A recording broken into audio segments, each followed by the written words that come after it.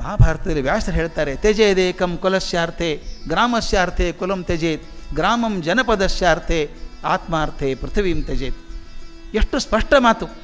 ವ್ಯಕ್ತಿ ಮತ್ತು ಸಮಷ್ಟಿ ನಡುವೆ ದಾಖಲಾಟ ಬಂದಾಗ ಸಮಷ್ಟಿ ಮುಖ್ಯ ನನಗೆ, ವ್ಯಕ್ತಿ ಹೋದರೆ ಹೋಗಲಿ, ಸಮಷ್ಟಿ ಉಳಿಬೇಕು, ಸಮಾಜಕ್ಕೋಸ್ಕರ ವ್ಯಕ್ತಿಯನ್ನು ತ್ಯಾಗ ಮಾಡಬೇಕು ಅಂತ ಹೇಳಿ, ಈಗ ಮಾನವ ಪರವಾದಂಥ ದೇವ ಕೃಷ್ಣ ಅವನ ಕೃತಿಗಳನ್ನು ನೋಡಿದಾಗ, ಅವನ ಜೀವನವನ್ನು ಗಮನಿಸಿದರೆ, ನಾನು ಮೊದಲನೇ ಸಾಲಿಗೆ ಮೊದಲೇ ದಿವಸ ಹೇಳಿದ್ದೆ, ಫಸ್ಟ್ ಸೆಂಟೆನ್ಸ್ನ ಹೇಳಿದ್ದು, ಪ್ರಪಂಚದ ಇದುವರೆಗೂ ಯಾವುದೇ ಸಾಹಿತ್ಯದಲ್ಲಿ ಕೃಷ್ಣನಂಥ ಪಾತ್ರ ಸೃಷ್ಟಿ ಆಗಿಲ್ಲ, ನ ಭೂತೋ ನ ಭವಿಷ್ಯತಿ. ಕೊನೆಗೊಂದು ಮಾತನ್ನು ಹೇಳ್ತೀನಿ. ಲೀಲಾಶುಕ ಅಂತ ಇದ್ದ, ದೊಡ್ಡ ಕವಿ ಲೀಲಾಶುಕ, 1000 ವರ್ಷಗಳ ಹಿಂದೆ ಬದುಕಿದಂಥವನು. ಅವನು ಶ್ರೀಕೃಷ್ಣ ಕರ್ಣಾಮೃತ ಅಂತ ಪುಸ್ತಕ ಬರೆದಿದ್ದಾನೆ. ಅದ್ಭುತವಾದ ಶ್ಲೋಕಗಳು, ಅವು ನೋಡಬೇಕು, ಓದಬೇಕು, ದಯವಿಟ್ಟು ಬೈಪಾಟ್ ಮಾಡ್ಕೋಬೇಕು, ಶ್ಲೋಕಗಳು ಅಷ್ಟು ಚೆನ್ನಾಗಿದೆ ಅವು.